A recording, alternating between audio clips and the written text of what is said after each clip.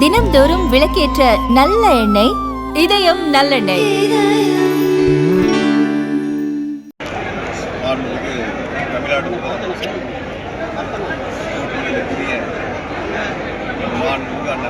உதயநிதியுடைய 49வது பிறந்த நாளை முன்னிட்டு மாவட்ட திராவிட முன்னேற்ற கழகத்தின் சார்பில் இன்று தொடங்கப்படுகின்ற இந்த விளையாட்டு டிசம்பர் மாதம் இறுதி வரை மிக சிறப்பாக நடைபெறுகிறது. இந்த விளையாட்டு போட்டிகளை இன்று சிலம்பம், கபடி, வாலிபால், கிரிக்கெட் உள்ளிட்ட பல்வேறு விளையாட்டு போட்டிகள் துணை முதலமைச்சருடைய பிறந்தநாளை முன்னிட்டு நடைபெறுகின்றன. கரூர் மாவட்டத்தில் இருக்கக்கூடிய விளையாட்டு வீரர்கள், வீராங்கனைகள் வகையில் அவர்கள் பல்வேறு மாவட்டங்களுக்கு, பல்வேறு மாநிலங்களுக்கு, வெளிநாடுகளுக்கு சென்று விளையாட்டுப் போட்டியில் வெற்றி பெற்று தமிழ்நாட்டுக்கு பெருமை சேர்க்கக்கூடிய வகையில் தொடர்ந்து துணை முதலமைச்சருடைய நல்லாசியோடு கரூர் மாவட்டத்தில் விளையாட்டு வீரர்கள், வீராங்கனைகள் அவர்கள் தேவையான உதவிகளை செய்து விளையாட்டு போட்டிகள் வெற்றி பெறுவதில் சிறப்பு கவனம் செலுத்தி வருகிறார். அந்த வகையில் மாண்பு முதலமைச்சருடைய பிறந்தநாளை முன்னிட்டு பள்ளி, கல்லூரி அளவிலான விளையாட்டு போட்டிகள், மாண்பு துணை முதலமைச்சருடைய பிறந்தநாளை முன்னிட்டு அனைத்து வீரர்கள், வீராங்கனைகள் பங்கு பெறக்கூடிய விளையாட்டுப் போட்டிகளும் நடைபெற்று வருகிறது. நடைபெறுகின்ற விளையாட்டுப் போட்டியில் கரூர் மாவட்டத்தில் செல்லக்கூடிய வீரர்கள், வீராங்கனைகள் பெருந்திரளாக கலந்து போட்டிகளில் பங்கேற்று வருகின்ற அனைவரையும் கரூர் மாவட்ட திராவிட முன்னேற்ற கழகத்தின் சார்பில் வரவேற்கிறேன். ஒட்டுமொத்தமாக இந்த விளையாட்டுப் போட்டியில் வெற்றி பெறுகின்ற வீரர்கள், வீராங்கனைகளுக்கு 49 லட்சம் ரூபாய் பரிசுகள் வழங்கப்படுகிறது. 2 பிரிவில் சேர்ந்து 49 லட்சம் ரூபாய் பரிசுகள்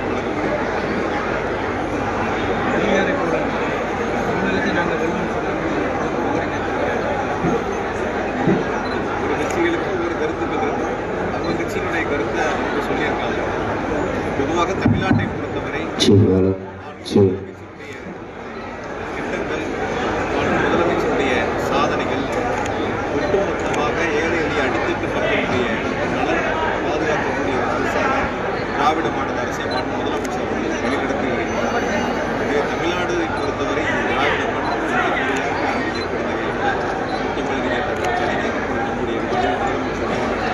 முன்னெடுத்திருக்கின்ற இந்த திராவிட மண்ணில் தொடர்ந்து வரக்கூடிய 2026 சட்டமன்ற தேர்தலில் மகத்தான வெற்றி பெறும். மாநில முதலமைச்சர் மீண்டும் 2வது முறையாக தமிழ்நாட்டுடைய முதலமைச்சர்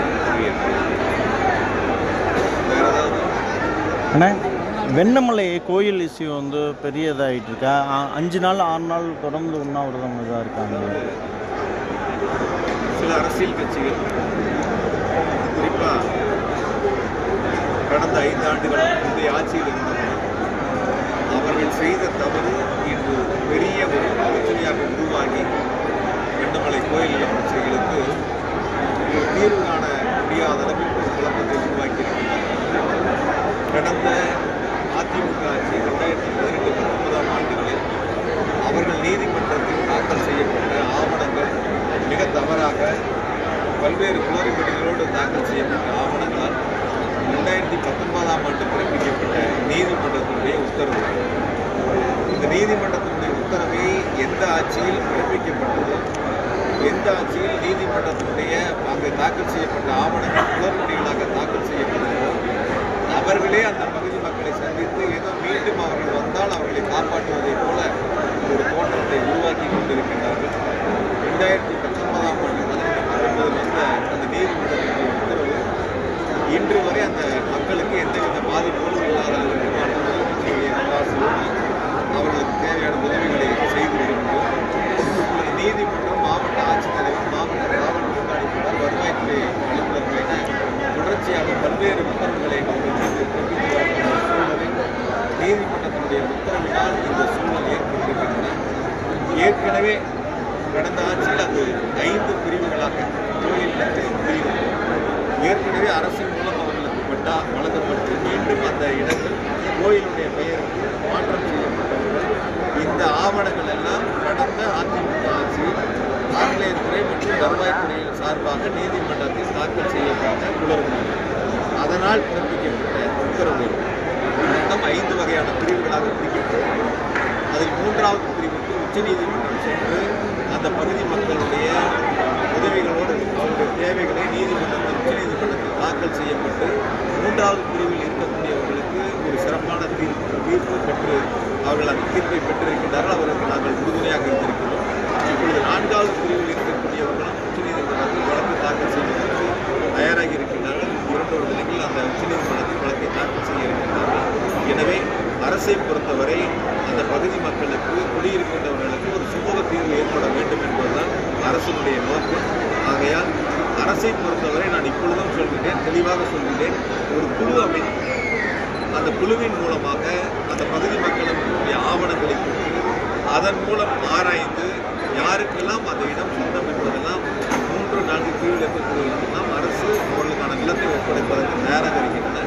ஆனால் நீதிமன்றத்தில் அவமதிப்புகளுக்கு தொடர்ந்து நடைபெறுவதால் குழு அமைப்பதற்கு நீதிமன்றம் உத்தரவிட வேண்டும். எனவே அந்த சம்பந்தப்பட்ட மக்களும் சரி அரசும் சரி நீதிமன்றத்தில் அதற்கான முயற்சியை முன்னெடுக்க வேண்டும். நிச்சயமாக வெள்ளமலை பகுதி மக்களுக்கு முதலமைச்சருடைய முற்கால ஆட்சியில் உரிய தீர்வு எட்டப்படுவதற்கு உரிய நடவடிக்கை நிச்சயமாக நாங்கள் எடுத்து வருகின்றோம். நல்ல தீர்வு அவருக்கு எட்டப்படும். இதில் அரசியல் செய்யறதுக்கு ஒன்றும் யாரோ ஒருத்தர் ரோட்டில் போகிறவங்க திரும்பிட்டு கூட்டத்தோட நின்று திருடம் போகிறான்னு சொல்லணும். அந்த மாதிரி சில பிராடு 420 440 ரோட்டில் ஜெயிச்சவங்கெல்லாம் 420 தான் செய்யும். அந்த மாதிரி இருக்கக்கூடிய அந்த மக்களை சந்தித்து ஏதோ ஒரு குழப்பத்தை உருவாக்குறதுக்கு இருக்கும்போது செய்யலையா, இப்படி நாங்கள் வந்தால் கோம்பை நாங்கள் செஞ்சு கொடுக்குறோன்னு உறுதி சொல்கிறாங்க. அவங்க செஞ்ச குளறுபடி, அவங்க செஞ்ச தவறுகள் இந்த மக்களுக்கு, கரூர் மக்களுக்கு அந்த 5 ஆண்டு காலம் எந்தவித நன்மையும் இல்லாமல் கரூர் வளர்ச்சி பெறாமல் ஒரு சூழல் ஏற்பட்டது. அதே போல தான் அந்த வெள்ளமலை பகுதி மக்கள் குடியிருப்பவர்களுக்கு ஒரு அநீதி இழைக்கப்பட்ட காலம் என்று சொன்னால் கடந்த அதிமுக ஆட்சியில் முழுவதுமாக அநீதி இழைக்கப்பட்டிருக்கிறது. அந்த ஆட்சியில் அதிமுக ஆட்சியில் இழைக்கப்பட்ட அநீதிகளுக்கு தீர்வு காணக்கூடிய முயற்சிகளை திராவிட மாடல் அரசு முதலமைச்சருடைய வழிகாட்டுகளோடு எடுத்து வருகிறோம். தொடர்ந்து உயர் அதிகாரிகள் முதலமைச்சர் அலுவலகத்தில் முதலமைச்சரிடத்தில் சொல்லி உயர் இடத்தில் எடுத்து சொல்லி அதற்கான முயற்சிகளை முன்னெடுக்கும். உங்களுக்கே தெரியும் அது எப்போ ஆர்டர் போட்டது, நீதிமன்றம் எப்போ உத்தரவு போட்டது. அந்த உத்தரவு போட்டதுக்கு யார் காரணம், யார் ஆவணங்களை தாக்கல் செஞ்சது? அப்போ சூரிய பிரகாசம் ஒரு டிஆர் வந்தார். அப்போ அறநிலைத்துறையும் அந்த வருவாய்த்துறை அலுவலரும் சேர்ந்து தாக்கல் செய்த ஆவணங்கள் தான் பல்வேறு குளறுபடிகளால் தாக்கல் செய்யப்பட்ட ஆவணங்கள் இப்பொழுது நீதிமன்றத்தில் ஒரு பெரும் பிழையாக நீதிமன்ற உத்தரவு பிறப்பிக்கக்கூடிய அளவிற்கு ஒரு மோசமான சூழலை உருவாக்கியிருக்கின்றன. எனவே அந்த தவறுகளை சரி செய்வதற்கு, அவர்கள் செய்த தவறுகளை சரி செய்வதற்கு அரசு ஒரு குழு அமைப்பை தயார். அதுவும் முதலமைச்சர் உத்தரவு பிறப்பித்திருக்கிறார்கள். எனவே அது நீதிமன்றம் உத்தரவு வழங்க வேண்டும். குழு அமைத்து அவர்களுக்கான நீதிமன்றத்தினுடைய தேவைகள் என்ன, மக்களுடைய கோரிக்கைகள் என்ன, யாருக்கு அரசு நிலம் கொடுக்கிறது, யாருடைய நிலங்களை எடுக்கிறது தான் அவருடைய தேவை. அயால இன்னும் கூட கொஞ்சம் தெளிவாக சொல்லட்டுமா, யார் கடந்த ஆட்சியில் பொறுப்பில் இருந்தாங்களோ, யார் கடந்த ஆட்சியில் இந்த தவறுகளை செஞ்சாங்களோ, யார் அவர்களை அந்த மக்களை சந்தித்து நாங்கள் வந்தால் காப்பாற்றுகிறோம் என்று சொன்னார்களோ அவர்கள் தான் பின்னணியில் இருந்து அந்த வழக்கை தாக்கல் செய்தவர்களுக்கு பல்வேறு வழிகளிலே உதவிகளை செய்து அவர்களுக்கு தேவையான எல்லா உதவிகளும் உங்களுக்கு புரியும் நினைக்கிறேன்.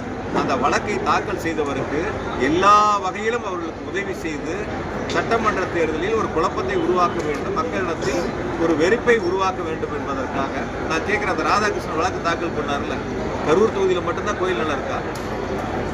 தமிழ்நாட்டில் வேற எங்கேயுமே இல்லையா? ஏன் கரூர் தொகுதியை மட்டும் குறி வச்சு பண்ணணும்? கரூர் தொகுதியில் வெண்ணமலையை கரூரை மட்டும் ஏன் குறி வச்சு பண்ணணும்? அதனுடைய உள்நோக்கம் உங்களுக்கு புரியுதா? யார் அவங்களுக்கு பின்னணியில் இருக்கா, யார் அவங்களுக்கு பொருள் உதவி செய்கிறா, யார் பின்னால் இருந்து இயக்குறா அப்படிங்கிறது அந்த மக்கள் புரிந்து கொள்ள வேண்டும். கரூர் மக்களுக்கு அது தெரியும், வழக்கு நடத்துகிறவங்களுக்கு அது தெரியும். அதனால் அந்த ராதாகிருஷ்ணன் இயக்கு வரக்கூடியவர்களே கரூரை சார்ந்திருக்கக்கூடிய அதிமுக அவர்களுக்கு தேவையான உதவிகளை செய்வதும் கடந்த 5 ஆண்டுகளும் முந்தைய ஆட்சியிலே பொறுப்பில் இருந்தவர்கள் தான் அவர்களுக்கு உதவிகளை செய்து கொண்டிருக்கிறார்கள். தேவையான உதவிகளை செய்வதோடு வழக்கை தாக்கல் செய்வதற்கான அனைத்து வகையிலும் அவரோடு துணையில் இருக்கின்றார்கள். ஒரு பக்கம் பிள்ளையை கிள்றாங்க, ஒரு பக்கம் கொள்கிறார்கள். இந்த பக்கம் பண உதவி செஞ்சு வழக்கு தாக்கல் செய்ய எல்லா வேலையும் செய்கிறாங்க. இந்த பக்கம் மக்களை சந்தித்து நாங்கள் வந்தால் உங்களுக்கு தீர்வு காண்றோம். எதற்காக? இந்த சட்டமன்ற தேர்தலுக்காக ஏதோ இப்படி ஒரு குழப்பத்தை உருவாக்கினால் வாக்குகளை பெற்றுவிடலாம் என்று நினைக்கின்றார்கள். மக்களுடைய எண்ணம், நம்ம பல ஆண்டுகளாக குடியிருக்கிறோம், தலைமுறையாக இருக்கிறோம், கொஞ்சம் கொஞ்சமாக சேர்த்து வச்சு வாங்கன்னு சொல்லிட்டு அதை காப்பாற்ற வேண்டும் என்பது அவருடைய மக்களுடைய எண்ணங்கள். அதை அரசு கூட நின்று, நானும் கூட நின்று நிச்சயமாக அவர்களுக்கு ஒரு நல்ல தீர்வு இல்லை வேற எங்கெங்கெல்லாம் இல்லையான்னு கேட்குறோம். ஏன் அது இங்கே மட்டும் குறி வச்சு பண்ணணும்? அப்போ யார் இயக்கணும்? அதை யார் இயக்குவாரோ அவருக்கு உதவி செய்கிறது யாரு, இதையெல்லாம் மக்கள் புரிந்து கொண்டிருக்கின்றார்கள். விரைவில் ஒரு நல்ல தீர்வு. கழக இளைஞரணி செயலாளர் மாண்புமிகு தமிழ்நாடு முதலமைச்சர் போற்றுதலுக்குரிய மாண்புமிகு அண்ணன் உதயநிதி அவருடைய 49வது பிறந்த நாளை முன்னிட்டு கரூர் மாவட்ட திராவிட முன்னேற்ற கழகத்தின் சார்பில் இன்று தொடங்கப்படுகின்ற இந்த விளையாட்டுப் போட்டி டிசம்பர் மாதம் இறுதி வரை மிக சிறப்பாக நடைபெறுகின்றன. இந்த விளையாட்டுப் போட்டிகளில் இன்று சிலம்பம் போட்டி தொடங்குகின்றன. கபடி, வாலிபால், கிரிக்கெட் உள்ளிட்ட பல்வேறு விளையாட்டுப் போட்டிகள் மாண்புமிகு துணை முதலமைச்சருடைய பிறந்தநாளை முன்னிட்டு நடைபெறுகின்றன. கரூர் மாவட்டத்தில் இருக்கக்கூடிய விளையாட்டு வீரர்கள், வீராங்கனைகளை ஊக்குவிக்கக்கூடிய வகையில் அவர்கள் பல்வேறு மாவட்டங்களுக்கும் பல்வேறு மாநிலங்களுக்கும் வெளிநாடுகளுக்கும் சென்று விளையாட்டுப் போட்டியில் வெற்றி பெற்று கரூருக்கும் தமிழ்நாட்டுக்கும் பெருமை சேர்க்கக்கூடிய வகையில் தொடர்ந்து மாண்புமிகு துணை முதலமைச்சருடைய நல்லாசியோடு கரூர் மாவட்டத்தில் விளையாட்டு வீரர்கள், வீராங்கனைகள் அவர்களுக்கு தேவையான உதவிகளை செய்து விளையாட்டுப் போட்டிகளில் பங்கு பெறுவதில் சிறப்பு கவனம் செலுத்தப்பட்டு வருகின்றன. அந்த வகையில் மாண்புமிகு முதலமைச்சருடைய பிறந்த நாளை முன்னிட்டு பள்ளி, கல்லூரி அளவிலான விளையாட்டுப் போட்டிகளும், மாண்புமிகு துணை முதலமைச்சருடைய பிறந்த நாளை முன்னிட்டு அனைத்து வீரர்கள், வீராங்கனைகள் பங்கு பெறக்கூடிய விளையாட்டுப் போட்டிகளும் தொடர்ந்து நடைபெற்று வருகின்றன. எனவே நடைபெறுகின்ற விளையாட்டுப் போட்டியில் கரூர் மாவட்டத்தை சார்ந்திருக்கக்கூடிய வீரர்கள், வீராங்கனைகள் பெருந்திரளாக கலந்து கொண்டு இந்த போட்டியிலே பங்கேற்கின்றார்கள். வருகின்ற அனைவரையும் கரூர் மாவட்ட திராவிட முன்னேற்ற கழகத்தின் சார்பில் அன்போடு வரவேற்கின்றேன். ஒட்டுமொத்தமாக இந்த விளையாட்டுப் போட்டியில் வெற்றி பெறுகின்ற வீரர்கள், வீராங்கனைகளுக்கு 49 லட்சம் ரூபாய் பரிசுகள் வழங்கப்படுகின்றன. 2 பிரிவில் சேர்த்து 49 லட்சம் ரூபாய் பரிசுகள் வழங்கப்படுகின்றன.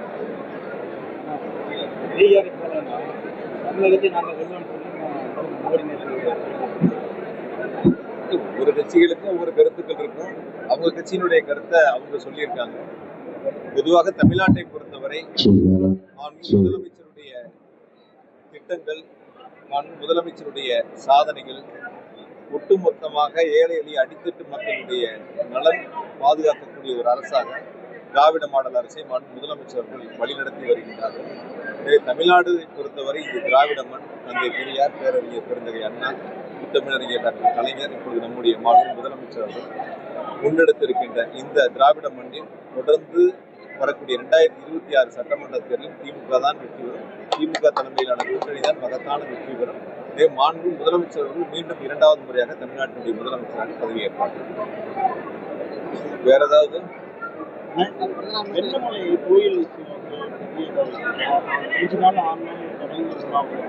அதாவது சில அரசியல் கட்சிகள், குறிப்பா கடந்த 5 ஆண்டுகள் முந்தைய ஆட்சியில் இருந்தவர்கள், அவர்கள் செய்த தவறு இன்று பெரிய ஒரு பிரச்சனையாக உருவாகி வெண்ணமலை கோயில் நில பிரச்சனைகளுக்கு ஒரு தீர்வு காண முடியாத அளவிற்கு ஒரு குழப்பத்தை உருவாக்கி இருக்கின்றார்கள்.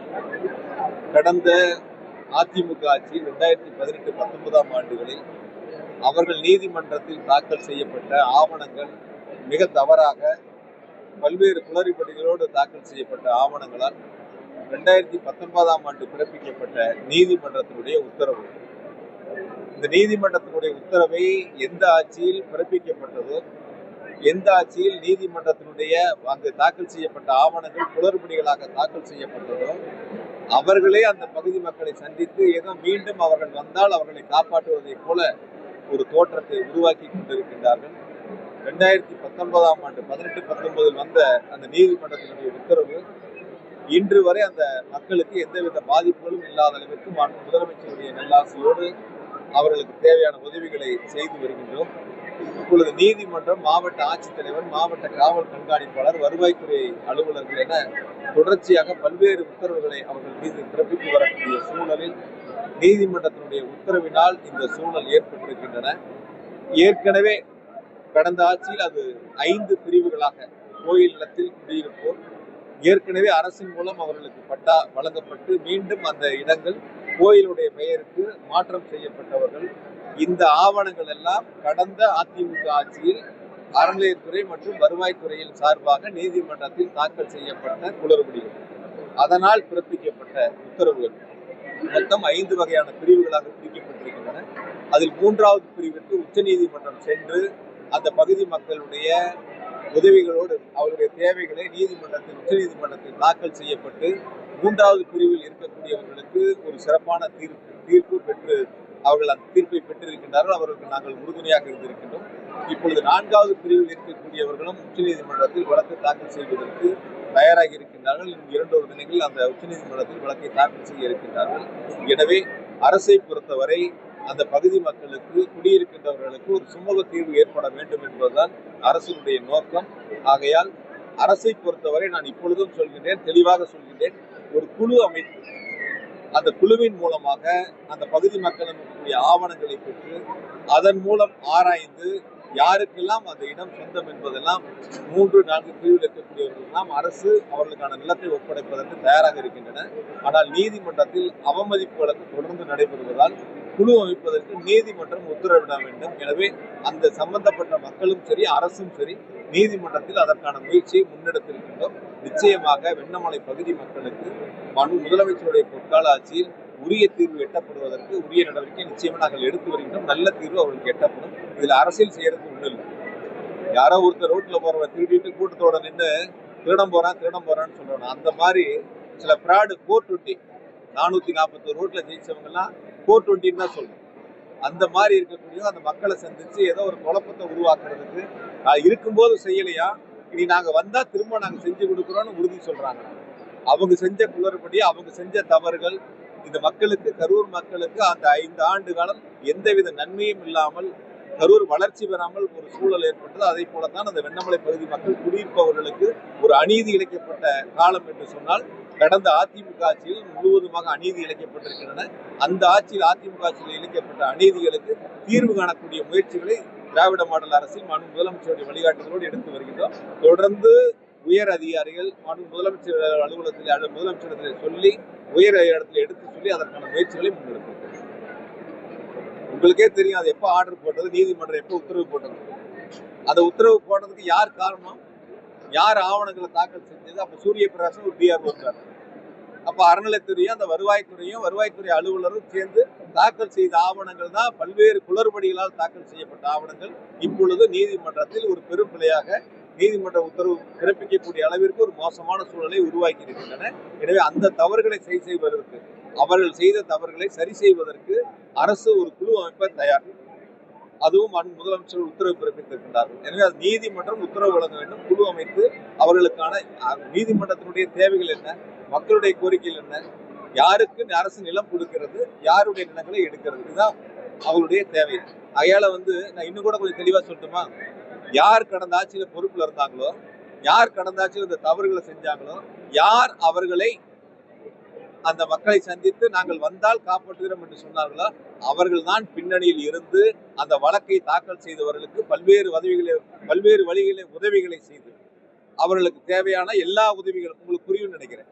அந்த வழக்கை தாக்கல் செய்தவருக்கு எல்லா வகையிலும் அவர்களுக்கு உதவி செய்து சட்டமன்ற தேர்தலில் ஒரு குழப்பத்தை உருவாக்க வேண்டும், மக்களிடத்தில் ஒரு வெறுப்பை உருவாக்க வேண்டும் என்பதற்காக நான் கேட்கிறேன். அந்த ராதாகிருஷ்ணன் வழக்கு தாக்கல் பண்ணார்ல, கரூர் தொகுதியில மட்டும்தான் கோயில் நிலம் இருக்கா? தமிழ்நாட்டில் வேற எங்கேயுமே இல்லையா? ஏன் கரூர் தொகுதியை மட்டும் குறி வச்சு பண்ணணும்? கரூர் தொகுதியில வெண்ணமலையும் கரூரை மட்டும் ஏன் குறி வச்சு பண்ணணும்? அதனுடைய உள்நோக்கம் உங்களுக்கு புரியுதா?